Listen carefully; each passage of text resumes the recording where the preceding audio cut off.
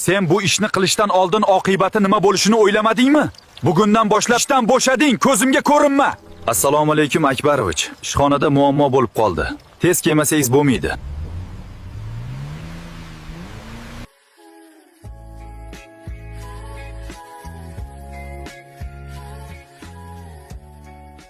Hamma nonushta qilyapti.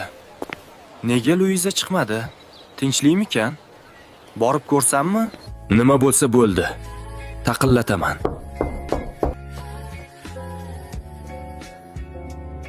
Kim ekan bu? Siz Sizdan xabar olgani chiqqandim. Pastda ko'rinmadingiz shunga. ozgina o'zimni yaxshi his qilmayapman. Sizga nima bo'ldi? Ko'zingizni oching. Hoy qiz.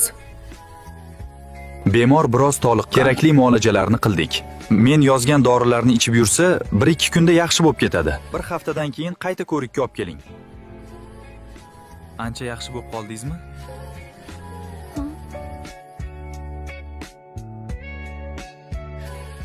Uyga ham keldik. Sizga hammasi uchun rahmat. Kecha meni qutqardingiz, bugun ham yordam berdingiz.